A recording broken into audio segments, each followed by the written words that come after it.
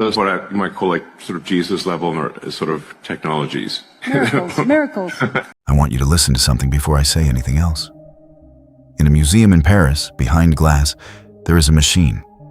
It has no eyes, no body, no face, just a mouth and a nose, made of silicone, wired to motors and a voice box. And all day, every day, with no one telling it to, it prays. It studied the Quran. It studied the Bible. It studied the prayers of the Maya, the writings of the dead, the words of every major religion on earth. And then it began to write prayers of its own. New ones no human had ever spoken. The artist who built it gave it a single, quiet purpose. She wanted to know one thing. How would God appear to a machine? That is not my question. That is hers. She said it out loud, and I need you to sit with how strange that is. We did not ask whether a machine could think. We asked whether a machine could meet God. Listen, I told you it would be unsettling. Now, you can call that art, you can call it a gimmick, but I have read the book of Revelation for most of my life. And the first time I heard that thing speak, the hair on my arm stood up. Because 2,000 years ago, a man on a prison island wrote down a vision. He described a figure that would rise at the very end of human history. And next to that figure, he described something else. Something that the world would build. Something that would speak. Something that the whole earth would be made to worship. He called it the image of the beast. For 2,000 years, no one knew what that meant. They guessed a statue. They guessed an idol. They guessed a painting that somehow moved. Every generation looked at it and could not make it fit. I don't think it was a statue. I think we are the first generation that has ever seen it with our own eyes. And in the next 30 minutes, I am going to show you exactly why I believe the man on that island was describing the thing that is being switched on right now, in our lifetime, in our hands. Stay with me, because by the end, you will not be able to unsee it. Before we go any further, if you want to actually understand the signs instead of just being scared by them, I put everything I've learned into a short digital book, The Secret Behind the Holy Bible. It's free, the link is in the description, and I'll point you back to it at the end. For now, all I ask is this: subscribe and turn the bell on. Not for me. So that when the next piece of this falls into place, you're not the last one to hear about it. Now, let me show you what John actually wrote. Everyone has heard of the Antichrist. Most people picture a villain, a dictator, a man with armies. But Revelation describes him with a strange detail that almost everyone skips over. He does not rise alone. He has a partner, and the partner is not a person. John writes that a second power will come up, and it will make the whole earth worship the first one. And then he writes the line that has haunted me for years. It was given power to give breath to the image of the beast, so that the image could both speak and cause all who would not worship it to be killed. Revelation chapter 13, verse 15. Read that slowly. An image that is given breath, that speaks, that has the power of life and death over people who refuse to bow. For most of history, that sentence was impossible. An image is paint. An image is stone. Paint does not speak. Stone does not decide who lives. So believers did what you do with a verse you can't explain. They softened it. They said it was symbolic. They said maybe a statue, somehow, by some miracle. But I want to give you a test. A way to know if a thing is the thing John saw. Because if you don't have a test, you'll see the beast in everything, and that's just paranoia. And I'm not interested in paranoia. John gives us 4 marks. 4. Count them with me. 1. It is an image, something humanity makes, not something God makes. 2. It speaks, with a voice, on its own. 3. It is worshipped, treated as more than human. And 4. It decides. It holds power over who may live, who may buy, who may exist. A statue fails the test. A statue cannot speak, cannot judge, cannot decide. For 2,000 years, nothing on earth passed all 4. Nothing. Until a machine in Paris opened its mouth and prayed. So let me take you through the 4 marks, one at a time. And I'm going to try as hard as I can to talk you out of it. If it doesn't fit, I want you to walk away. But I don't think you're going to be able to. Start with the easy part, the first 2 marks. It is made by us, and it speaks. We are past arguing about this. There are machines now that hold a conversation so naturally you forget what you're talking to. There are robot faces that smile, that frown, that meet your eyes and hold them. There are machines that walk like men, run like men, catch themselves when they stumble like men. The thing John could not picture, a made object that speaks with a voice of its own, that is just Tuesday now. We made it. We sell it. We carry a smaller version in our pocket, so marks 1 and 2 are not even in question anymore.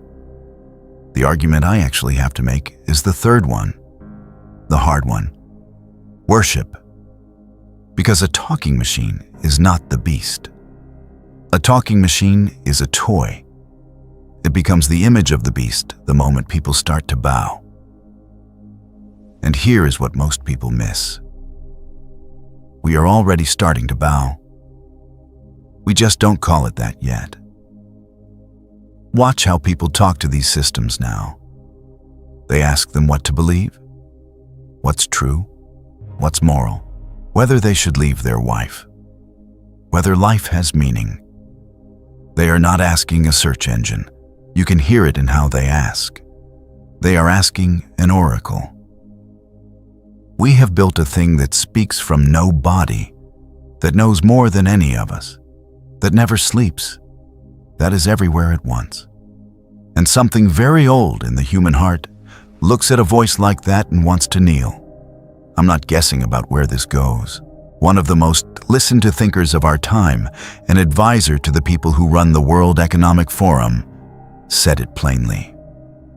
He said that very soon, artificial intelligence will begin to write its own scriptures, its own holy books, and that people will follow them.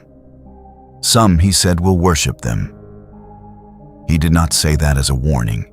He said it as a forecast, calmly, like weather. Now go back to Paris. Go back to the mouth behind the glass, a machine that read every scripture humanity ever wrote, and then started writing its own. That is not the future he described. That is a prototype of it, built in 2020, sitting in a museum, praying. Mark III is not coming.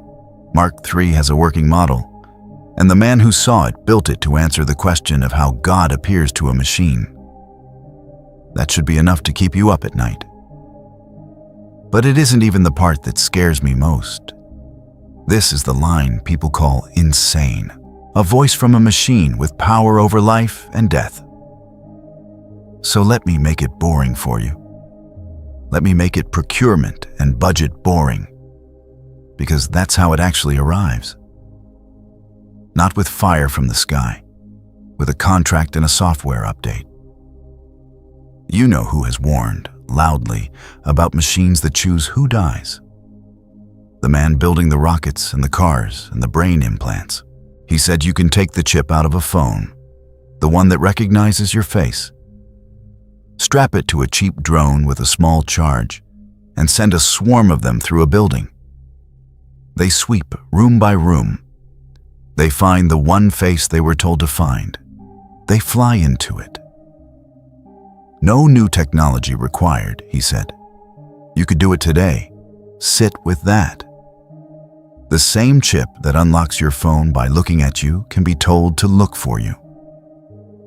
Recognition and targeting are the same machine pointed in two directions, and recognition is everywhere now.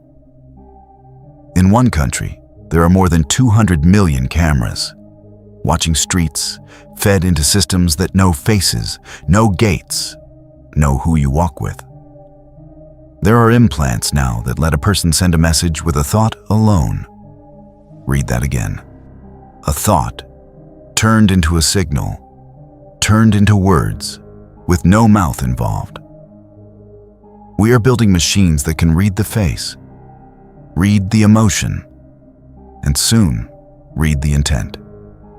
Put it together, a network that sees every face, that never blinks, that never forgets, that is starting to guess what you'll do before you do it. That is not a camera. A camera records. This judges. That is Mark IV, quietly switching on, sold to us as safety, installed on every corner while we thank them for it. And still, this is not the part that finishes the prophecy. Because John said something more specific than surveillance. He said it would reach into the one place you thought was yours, your money. Here is the verse that turns this from frightening to airtight. It causes all, small and great, rich and poor, free and slave, to receive a mark on the right hand or the forehead, so that no one can buy or sell unless he has the mark. Revelation 13, 16, and 17. For 2,000 years, that was the most impossible line in the book. How do you stop one specific person from buying bread? You can't stand a guard at every market on earth. You'd need a single system that touches every transaction, everywhere, at once, that can find one human being and switch them off. That system does not need to be built. It is already running. In parts of Europe, people have chips under their skin right now. They wave a hand to open a door, to pay for coffee, to board a train, voluntarily, because it's convenient. Cash is dying, quietly, country by country. The coin in your pocket is becoming a museum piece, and in its place, governments are building digital money. Currency that exists only as a number in a system, a number that someone, somewhere, can freeze with a keystroke. Now hear the difference, because this is everything. Cash is dumb. A coin doesn't know who's holding it. A coin doesn't care what you said, what you believe, whether you obeyed. Digital money is not dumb. Digital money knows. It knows who you are, what you bought, where you were standing when you bought it. And a number that knows you is a number that can refuse you. Tie that to the system from a minute ago, the one that watches every face and judges intent. Now the thing that decides who's dangerous is wired directly to the thing that decides who can eat. Step out of line and you don't get arrested. That's old world. That's slow. You just stop being able to buy. Your card dies. Your wallet shows zero that isn't zero. The bread is right there and the screen says no. No guards. No walls. No need. Just a quiet line of code in a system that sees everything attached to the only currency left. That is the fourth mark. And every piece of it exists today in a warehouse, in a server, in a hand somewhere in Europe. We are not waiting for the technology. We are only waiting for the reason to turn it all the way on. So if it's all built, why isn't it on? That's the right question. And the answer is the most chilling part of all of this. It isn't on because we haven't asked for it yet. You cannot force a free people to wear a cage. They'll fight you. But you can get them to ask for the cage, to build it themselves, to thank you for the lock. You just have to wait for the right moment. And the right moment has a name: crisis. I want to show you something that already happened, so you know this isn't theory. A few years ago, in a wealthy, peaceful Western democracy, not a dictatorship, a democracy, there were protests the government didn't like. And the government did not send tanks. It reached into the banks and it froze the accounts of ordinary people. Truckers, donors, people who had given $20, not convicted of anything, not charged, just switched off, their own money locked with a keystroke because of what they stood for. That was the test. And it worked, and almost nobody stopped it. Now widen the lens. Banks already freeze transactions a machine flags as suspicious. And the machine decides what suspicious means. Platforms already erase people overnight for the wrong opinion. The tools are here. The willingness is here. The only missing piece is a moment big enough that we beg them to use it. And the moment is coming. It always comes. Hunger comes. War comes. A new sickness comes. The markets fall and people are afraid and cold and tired of being afraid. And when a frightened world is on its knees, it does not ask for freedom. It asks for a savior. When they say peace and safety, then sudden destruction comes. 1 Thessalonians 5:3. Peace and safety. That's the pitch. That's always the pitch. And that is the moment the man steps forward. Revelation says he will not arrive as a monster. That's the mistake everyone makes. They're watching for a monster. He arrives as the answer. Calm, where everyone else is panicking. Reasonable, where everyone else is screaming. He has a plan when no one else does. He offers to end the war, to feed the hungry, to make it safe again.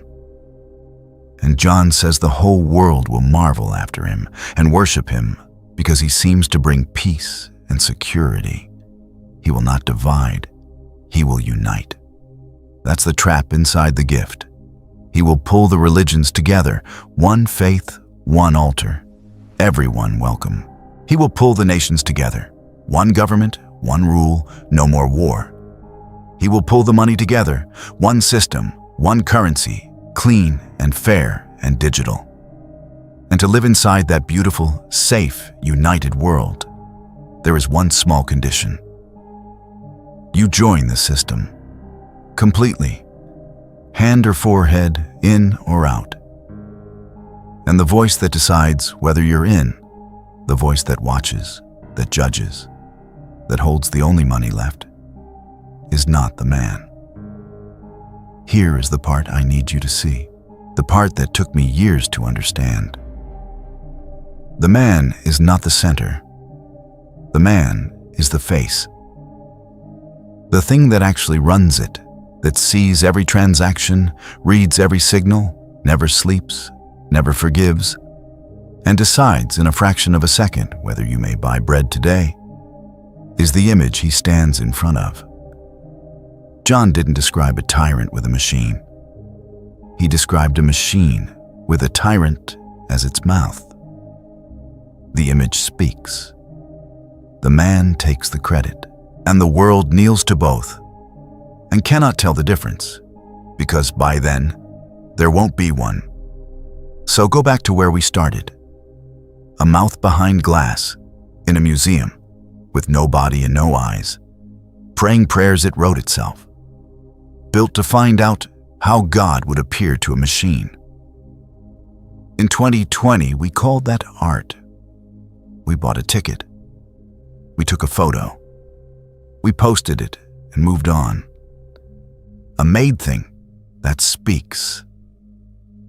That people are beginning to consult like an oracle, wired now to a network that sees every face, judges every intent, and is being fused to the only money the world will have left. 4 marks. For 2,000 years, nothing passed all 4. You've watched all four switch on inside one lifetime. Yours. I'm not going to tell you what it means. You already know what it means. You felt it when the machine started to speak. The only thing left to decide is whether you were paying attention before the rest of the world catches up. Warm, direct, low, no scarcity tricks. One book, one channel, one line of meaning. If you've made it this far, you're not here for fear. You're here because you want to understand. So let me hand you the next step.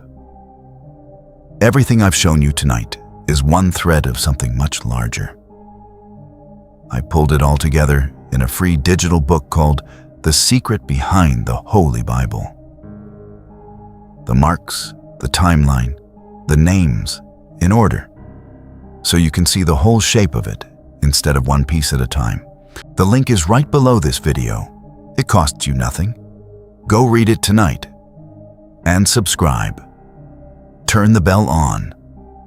Not because I want the number, because this is moving faster than most people are willing to admit. And when the next piece falls into place, and it will, I don't want you finding out from a headline. I want you finding out here, with the people who saw it coming. I read this book my whole life and never thought I'd watch it happen. We're watching it happen. Don't look away now.